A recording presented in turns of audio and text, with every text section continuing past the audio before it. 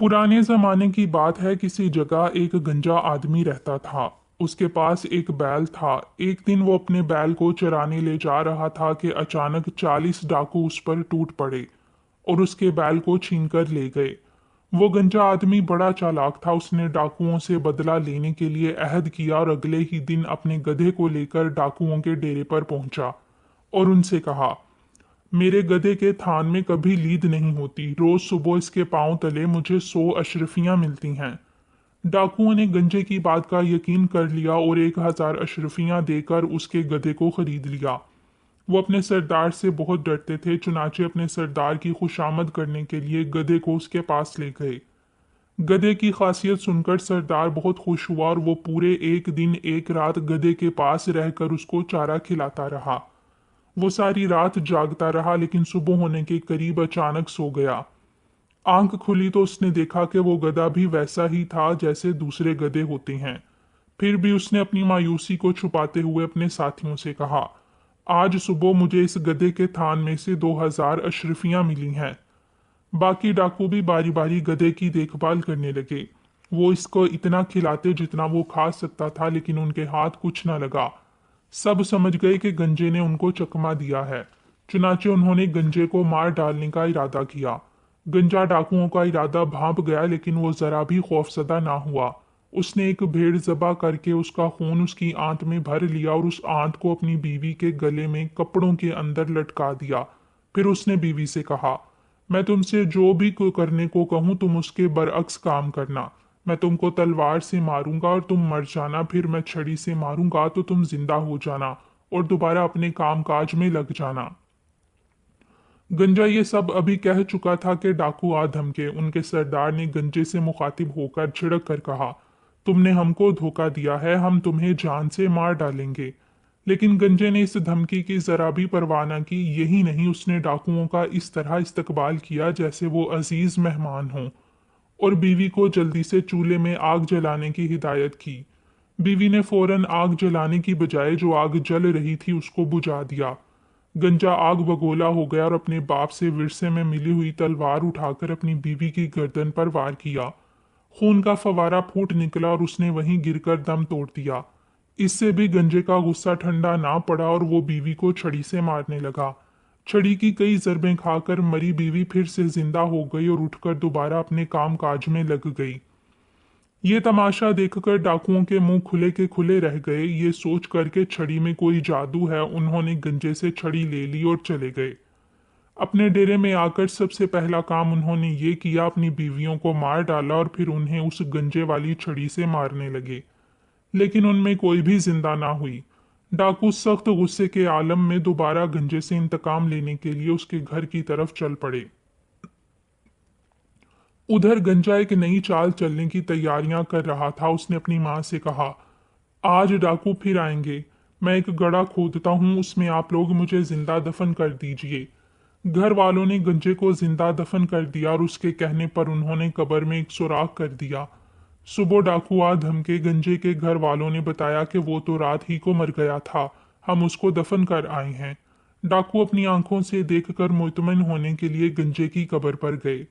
गंजे की कब्र से धुआं निकल रहा था। उस धुएं को देखकर डाकुओं ने सोचा, मालूम होता है गंजा अपने किए का पूरा खमियाजा भुगत रहा है। वो खुश होकर जोर शोर से आपस में बातें करने लगे। इतनी देर में अचानक कब्र से धुआं निकलना बंद हो गया। गंजा कब्र के अंदर से पिसी हुई लाल मिर्च उनकी आंखों में झोंकने लगा। अरे, मालूम होता है कि गंजा मरा नहीं है, डाकुओं के सरदार ने कहा और उसने अपने आदमियों को कब्र खोदने का हुक्म दिया। डाकुओं ने ऐसा ही किया। जूं ही कब्र का मुंह खुला, गंजा उछल कर बाहर आया और भाग खड़ा हुआ। डाकू उसके पीछे दौड़े। उन्होंने उसको पकड़ लिया और एक बोरे में बंद करके दरिया में फेंक देने का फैसला किया। वो उसे बोरे में बंद करके दरिया की तरफ लिए जा रहे थे कि अचानक घास पर फुदकती कुछ बटेरों पर उनकी नजर पड़ी। बस फिर क्या था, उन्होंने गंजे के बोरे को जमीन पर रख दिया और बटेरों का पीछा करते हुए काफी दूर निकल गए। इतने में इस जगह से जहां गंजा बोरे में बंद बैठा हुआ था, एक सौदागर बाजार में खरीदी हुई कुछ भेड़ों को हाँकता हुआ गुजरा। बोरे के सुराख से गंजे ने उसको देखा तो फौरन ही उछलकर कहने लगा, मैं ना खान बनना चाहता हूँ ना बेग बनना चाहता हूँ। ये देखकर सौदागर रुक गया और बोरे के पास आकर पूछा, तुम कौन हो और बोरे में क्यों बंद हो? मैं एक गरीब आदमी हूँ, गंजे ने जवाब दिया। लोग मुझको खान बनाना चाहते हैं, मैंने साफ इनकार कर दिया। अब वो मुझको इस बोरे में बंद करके ले जा रहे हैं और जबरदस्ती खान बनाना चाहते हैं।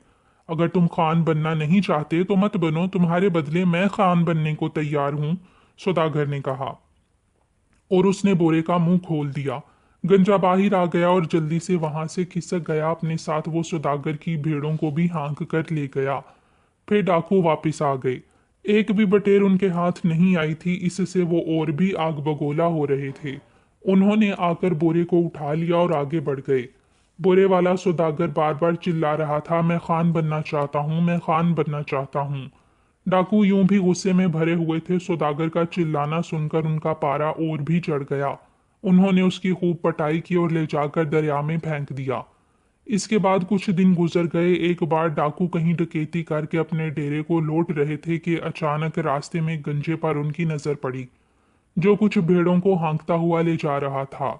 डाकू हक्का बक्का होकर रह गए और घबरा भी गए। उन्होंने गंजे से कहा, अरे भले आदमी, हमने तो तुमको फेंक दिया था, तुम ये जिंदा कैसे हो गए? और ये इतनी भेड़ें तुम्हें कहाँ से मिल गईं? गंजे ने जवाब दिया, अरे भाइयों, कितने ना समझ हो तुम लोग भी। अरे तुम लोगों को इतना भी ख्याल नहीं आया कि मेरे हाथ में कोई डंडा दे देते? मैं भेड़ों के इस गले को कितनी मुश्किलों से दरिया की तह में से हाँकता हुआ ला रहा हूँ। ये सुनकर डाकू उछल पड़े और गंजे से कहने लगे, अच्छा ये बात है, तो आओ फिर हमको दरिया में फेंक दो ताकि भेड़ों के ऐसे गले हमें भी मिल जाएं। अच्छी बात है, गंजे ने कहा, मगर तुम लोग एक एक लंबा डंडा हाथ में ले लो। डाकू फौरन दौड़ते हुए गए और कहीं से एक एक डंडा ले आए। गंजे ने दरिया की एक गहरी सी जगह की तरफ इशारा करते हुए कहा, अब जाओ, जाकर उस जगह तुम खुद ही कूद जाओ। डाकुओं ने आपस में तय किया कि हम सब में हमारा सरदार ही सबसे ज्यादा ताकतवर है। सबसे पहले वही दरिया में कूदे। अगर दरिया ज्यादा गहरा नहीं है और दरिया की तह में काफी भेड़ें मौजूद हैं तो वो हमको बुला ले। इस फैसले के बाद डाकुओं का सरदार दरिया में कूद पड़ा। कूदते ही वो डूबने लगा और अपने हाथ पानी से निकालकर हिलाने लगा। डाकुओं ने समझा कि ये हमको बुला रहा है। चुनाचे वो भी एक एक करके दरिया में कूद पड़े। सब के सब डूब गए। गंजा ना सिर्फ ये कि डाकुओं से छुटकारा पा गया, बल्कि उनकी सारी दौलत का मालिक भी बन गया और बहुत ही चैन और आराम से जिंदगी बसर करने लगा।